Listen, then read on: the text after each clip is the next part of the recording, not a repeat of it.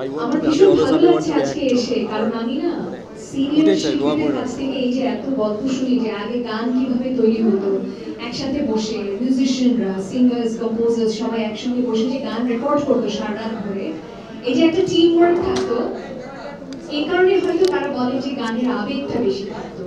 এখন আমরা যখন ফিল্মের গান করি, আমার কো সিঙ্গারের সঙ্গেও মাঝে মাঝে আমার দেখা হয় না, আমি যাই, মাঝে মাঝে মিউজিক ডিরেক্টরও থাকে না, রেকর্ডিস্ট রেকর্ড করে, তারপর হয়তো মিউজিক ডিরেক্টর শুনে থামস আপ দেয় যে ঠিক আছে অল ওকে, তারপর আমরা বেরিয়ে পড়ি। কিন্তু আজকে এই যে একটা সংবাদ সম্মেলন হয়েছে, সেখানে কণ্ঠশিল্পীকে আমন্ত্রণ জানানো হয়েছে, এসেছি, সবার সঙ্গে দেখা হচ্ছে, আমার ভীষণ ভালো লাগছে। আজকের এই চলচ্চিত্র আগামীকালের সংশ্লিষ্ট যারা আছেন সবাইকে অনেক অনেক ধন্যবাদ এবং অনেক অনেক শুভকামনা এই চলচ্চিত্রের জন্য। অঞ্জনদা, আপনাকে বিশেষভাবে ধন্যবাদ। অঞ্জনদার সঙ্গে আমার একটা স্টুডিওতেই দেখা হয়েছে প্রথম আরেকটি গান রেকর্ড করার সময়।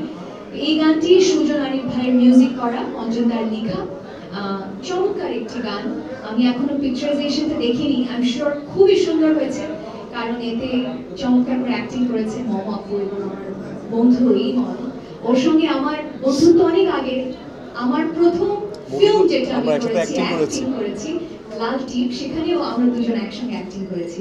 তো আমাদের ফ্রেন্ডশিপটা খুব সুন্দর একটা friendship, and Imon is definitely one of the finest actors of the time.